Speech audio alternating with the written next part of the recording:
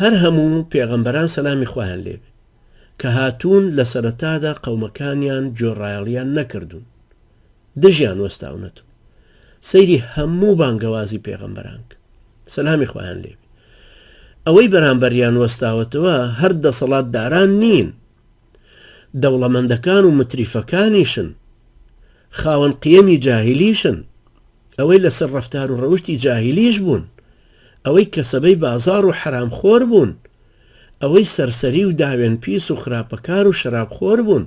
خۆ ئەم پێغەمبەرە عەزیزانە بە وەحی خوایی ئەم خەڵکیان ئاگدارە کردو، ئەم خەڵکیان بانگهێشتە کرد بۆ خواناسی، بۆ خواپەرستی، بۆ پابەندبوون بە شەریعەتەکەی خوای گەورەوە، بۆ ڕازیبوون بە حاکمیەتی دینی خوا. بەڵام لە هەمان کاتیش ئەو خەڵکە لەگەڵوا کە ئەم پێغەمبەرانەشیان ئەناسی، باوەڕیان پێیان نەهێنا و یەکسەر ڕۆشتە تەرەفی ئەو بەرەو دژایەتیانە کرد. پێغەمبەری خوا عەلەیهی سەڵات وەسەلام لە حەدیثی متفق عەلەیهی بوخاری و مسلمە ئەفەرمێ: عرضت علي الأمم فجعل يمر النبي معه الرجل والنبي معه الرجلان والنبي معه الرهط والنبي ليس معه أحد. يفرمي أمتان من نشان درا پێغەمبەر هەبوو کە تێپەڕی هەر یەک کەسی لەگەڵا بوو، یەک کەس باوەڕی پێی هێنا بوو. پێغەمبەری وا هەبوو کە تێپەڕی هەردوو کەسی لەگەڵا بوو. پێغەمبەری وا هەبوو چەند کەسێکی لەگەڵا بوو. پێغەمبەری خوا عەلەیهی سەڵات وەسەلام ئەفەرمێ پێغەمبەری وا هەبوو کە تێئەپەڕی یەک کەسیشی لەگەڵا نەبوو. خۆ ئەم پێغەمبەرە عەزیزانە هەر وەحی خواییان گەیاندووە، پێغەمبەری مەعسوومیش بوون. ڕوونکردنەوەکەشیان بە فەرمانی خوای پەروەردگار ڕوون کردوتەوە و ڕەچاوی هەموو شتێکی وەحیەکەیان کردو و لیان لا نەداوە، حاشای ئەوان مەعسوومن. ئەنجا لەگەڵەوەش ئەو خەڵکە هەڵوێستیان وا بۆ بەرامبەریان. خوای گەورە نمونەی زۆرمان لە قورئانە لە حاڵی پێغەمبەران سەلامی خۆیان لێبێ بۆ باسە فەرمێ. ئەفەرمێ: ولقد أرسلنا إلى ثمود أخاهم صالحا أن يعبدوا الله فإذا هم فريقان يختصمون.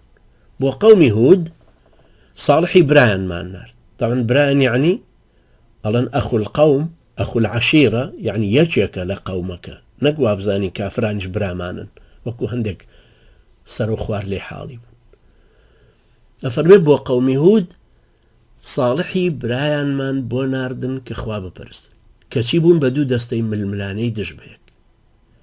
ئەم پێغەمبەرە بەڕێوزە عەلەیهی سەلام کە خەڵکەکەی بۆ بانگەوازی خوایە ویستی بانگە کرد، هەندێکیان بە تەکید بە دەنگەوە هاتوون، لەبەرەی ئیمانە جێگیر بوون، لەبەرەی پێغەمبەرە نازارەکەی بوون عەلەیهی سەلام. ئەوانی تریشیان لەبەرەی کوفرا بوون، ئیتر شەڕ لە نێوانی هەردوو تەرەفە بەرپا بوو. ئاوا باسی ئەوانی تریشە فەرمێ تا ئەگاتە محەممەد عەلەیهی سەڵات وەسەلام کە خەڵکەکەی ئەویش دیسان بوونەوە بە هەمان دوو بەرەی کافران و مسلمانان، وكل فرمودي حقها أتوك أفرمي ومحمد فرق بين الناس. بخاري لجابر وجراويتي وك أفرمي محمد عليه الصلاة والسلام خلقكي كرد دو بري جواز أمش تاروجي قيامة بردوام به لقال مش كأبينين كخواي جورويستي وابو خلقك ببي قدري خوي بكات دو بري كفر إيمان ئەمەش کە حتمیە و هەرە بێ ڕووبدا، بەڵام باوەڕیشمان وایە کە خەڵکی لەسەر دید و هەڵوێستی کوفر و ئیمانیان محاسبە ئەکرێن. خوای گەورە فەرمێ: وما تجزون إلا ما كنتم تعملون. هەر پاداشتی ئەوە وەرەگرنەوە کە ئەتان کرد. باوەڕیشمان وایە کە خوای گەورە ستەم لە کەس ناکە. إن الله لا يظلم الناس شيئا ولكن الناس أنفسهم يظلمون. خواي گەورەستم لە خەڵکی بە هیچ شێوەیەک ناکە، بەڵام خەڵکەکە خۆیان لەناو خۆیانە ستەمەکەن.